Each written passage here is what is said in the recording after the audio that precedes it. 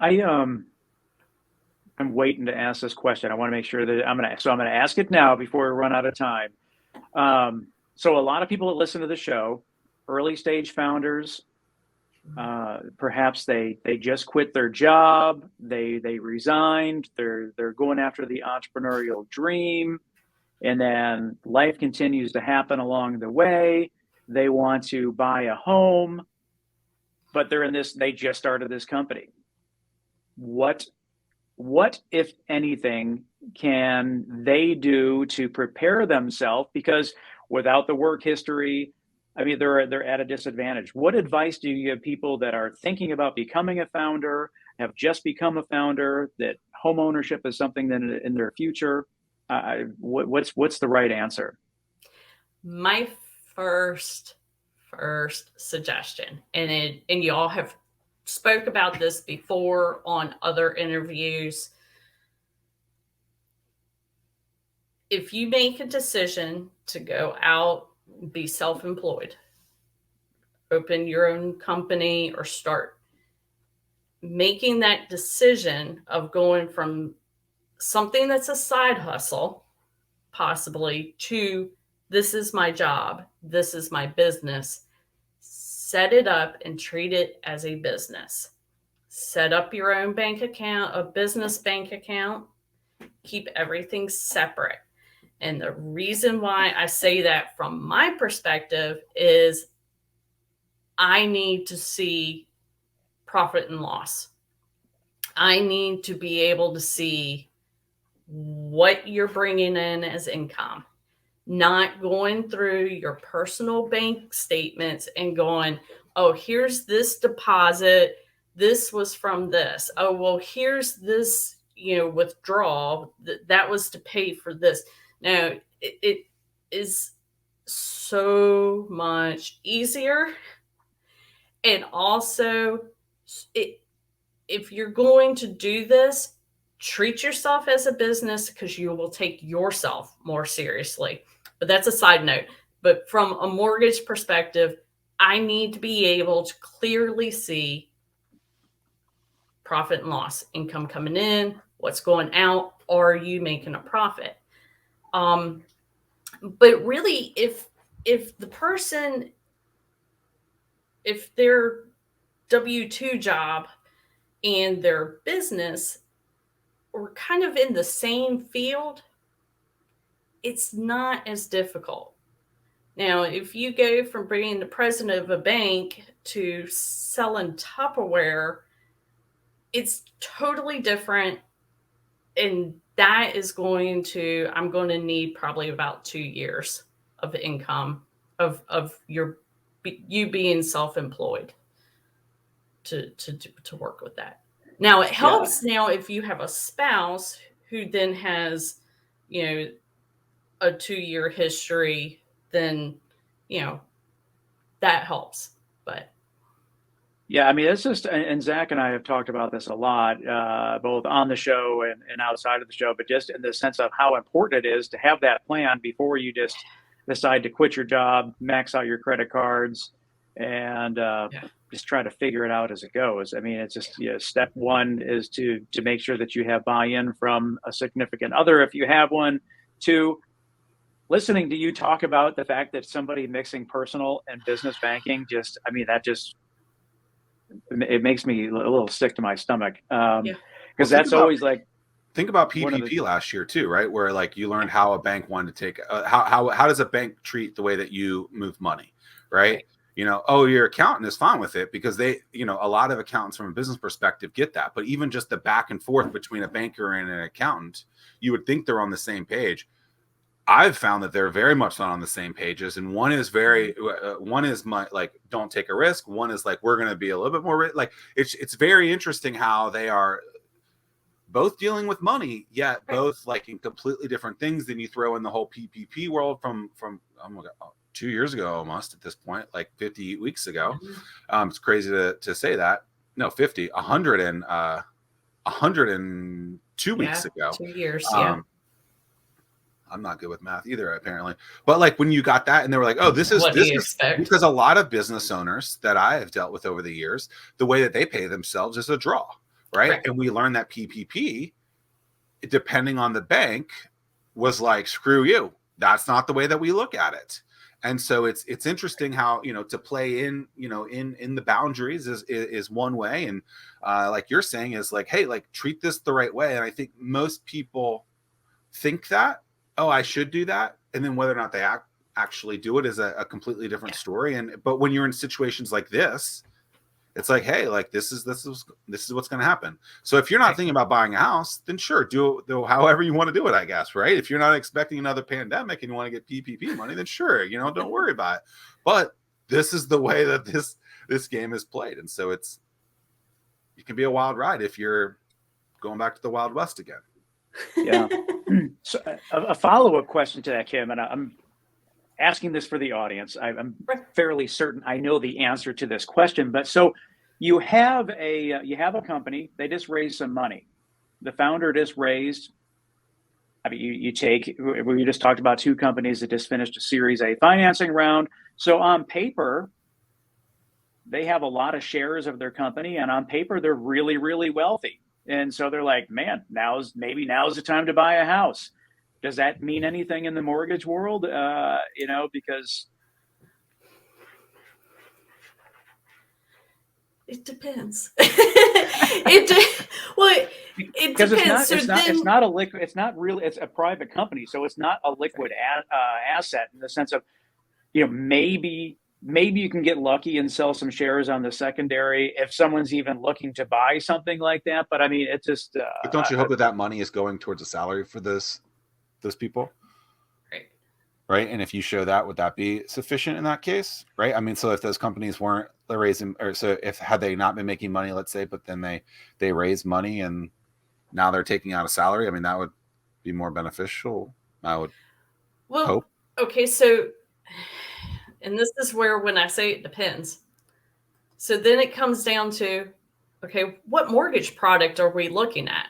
Because now you're kind of talking where it may be more beneficial to that owner to do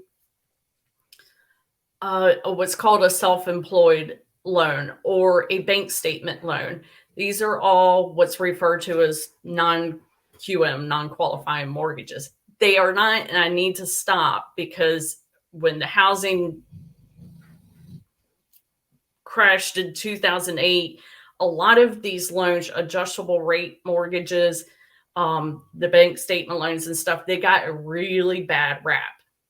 These are actual loan products that have a purpose. The problem is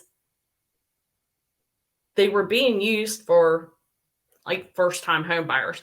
They were being used on people that wasn't their intention for. That wasn't the ideal product for that person. So your bank statement loans work really well with people who are business owners, more in a structured business of what you're talking about, where the income of the business, the outgoings of the business fluctuates, changes. And also, it depends on the structure of, like you were just talking about, Zach, how are they drawing out of the business for their income and stuff? So your question and my answer of it depends. What kind of mortgage product are we looking at? Yeah. Well, and I think that as I'm hearing you talk about this, one of the things that's interesting, we've kind of taken this full circle in the sense of, this is why it's such a great thing to have a relationship with someone like you, so that you can talk about this to make sure that you get the best service and product possible. Right. But these are, because that goes back to what I was saying is, and that's with all of us at CMS, is you deal with one person. You could call me, ask questions. I'll answer. I'll talk and answer to you all day long, and work through this. And it may take you a year. I'll work with you. That's not a problem. But instead of just going, oh yeah, I can get you a loan. That's not a problem. Right. Yeah, I can get you a loan. It may not be the best loan for you.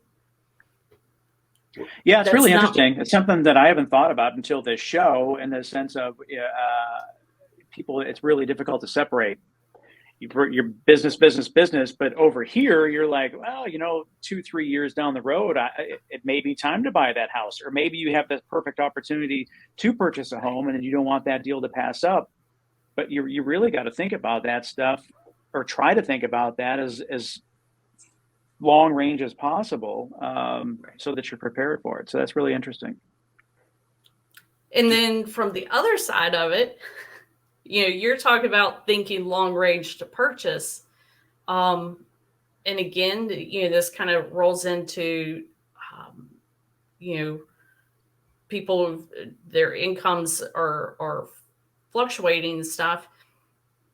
I'm always going to ask you, what are your goals? Not what are your goals? Yeah, I want to buy a house, but what are your goals past that? What is your 5-year goal? What is your 10-year goal?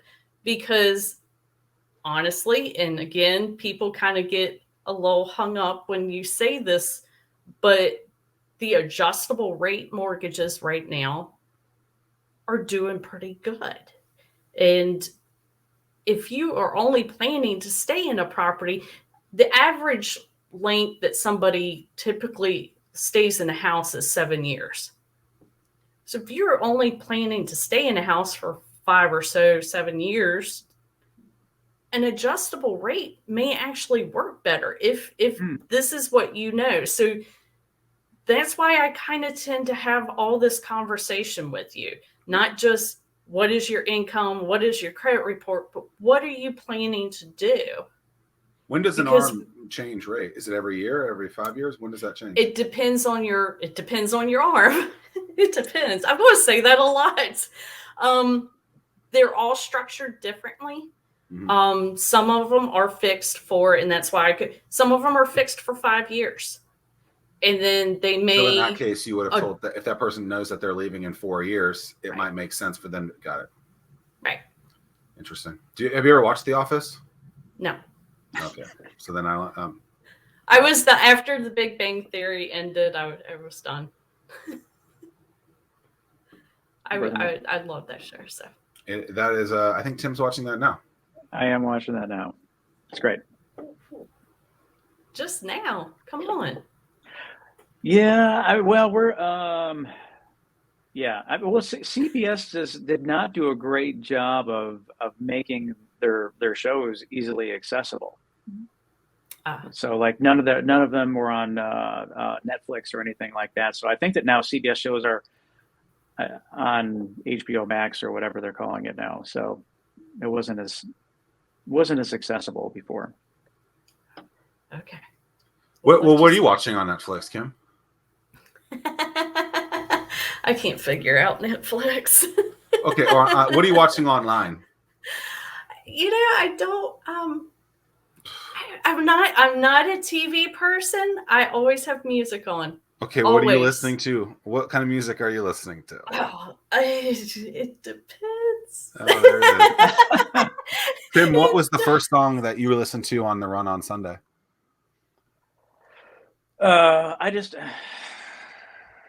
It was Old Dominion. Okay, which one? Goodness, country.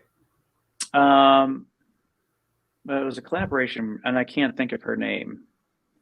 Do you know what the last song was? It was the crazy. So I don't really want to get into it. I don't know what it is. I know. Yeah. I don't remember. I just know that I had to run the last because I took the advice that I had given you. My playlist was like an hour and 41 minutes or whatever. So I was expecting to hear another song. That last song stopped, so I don't remember what that song. So I finished the last minute or two without music. So you're okay. So you're calling me out. I was slower than I needed to be. I got you. No. My projected run time was slower than what my actual run time was. I got you. That's fine. I've been directly involved within the startup community for almost a decade. I want to talk to you about a serious pain point. Spending a ton of time trying to understand the business landscape in the 757. That's time that should be focused on growing the business. At StartWheel, We're here to help you by compiling all of the news you need to know about in one place. Now there's no need to search multiple websites. Just head to startwheel.org and see for yourself. That's startwheel.org.